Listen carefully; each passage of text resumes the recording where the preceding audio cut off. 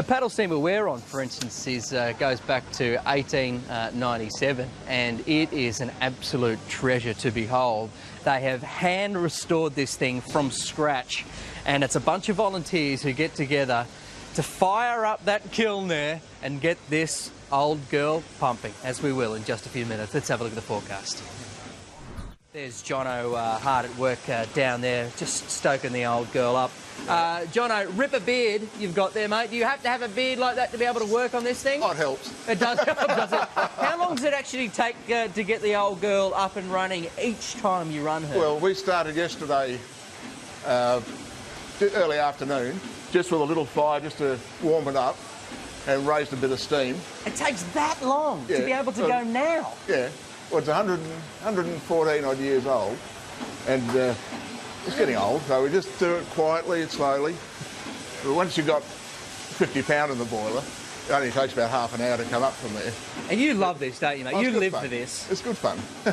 It's funny to see the hands that go up when we say, we'd love to take a sailing, would you mind? I think the whole community is down here, all hands on deck. Is that great? I feel like Sigrid Thornton and John Waters in that movie All the Rivers Run. I don't know how I remember it. I would have been about 1.5 when it came out. But this is where that wonderful steam history began on the mighty Murray. In fact, this particular place where we are this morning in South Australia, Mannum, is the home of paddle steamers in Australia. We're on board one that was built in 1897.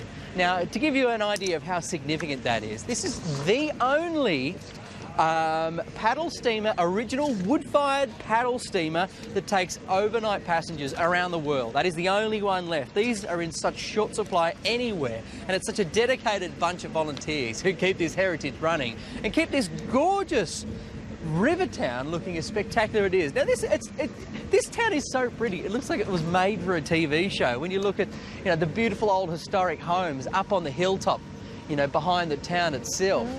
Everywhere you look, the landscape is just spectacular. And when you think about the heritage of when the only way that many of these inland farms and stations were serviced were by these paddle steamers is quite extraordinary, particularly when it comes to the men and women who keep that old girl pumping away. Listen to the sound of her. Oh, yeah, that's history. That's history right before your very eyes as we have a look at the forecast right around Australia. The amount of mechanics, the machinery, the care that's taken, the precision that's involved in keeping one of these engines running these days is quite extraordinary. 8,000 man-hours it's taken to turn this around. And you know what? We're such a young country. We don't have a huge, long, enormous European history. It's great to see that people sort of keep some of these early traditions going. It really is fascinating. No, right. Australia is such a large agricultural landmass, and of course, there's a lot of cropping, there's a lot of wool that stretch along the Murray River, and these are the ways that a lot of that gear was brought out, was on steam. Look at the size of that steering wheel. That is enormous. That's now, a Captain, wheel. The nuances of driving something as old and as grand as this paddle steamer, it must be quite a tricky little beast to operate. Well, Grant, it's very unique, actually, and we get quite a thrill being volunteers on here. And the grand old boat, as I mentioned earlier, 114 years old, and it's the oldest wooden steam passenger vessel in the world that carries overnight passengers, and we rather adore it, and we've got a good bunch of volunteers here. I love your communication system down to the boys down below. Can you just show how that operates? Yes, by all means. This is the mouthpiece, and this is, we talk to the engineer down below.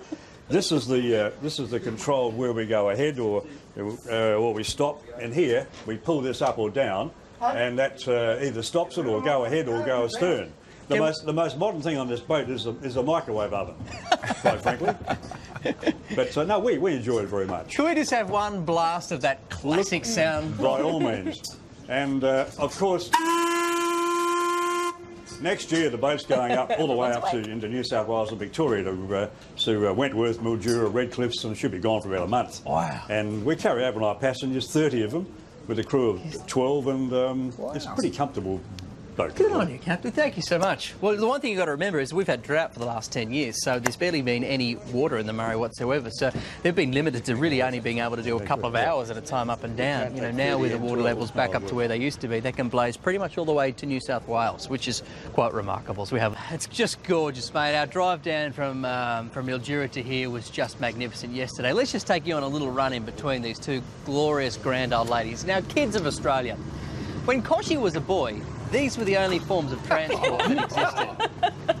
And this one dates back to 1897, one of the old original steam-powered, wood-fired paddle steamers in the world. They still do overnight trips on that grand old girl.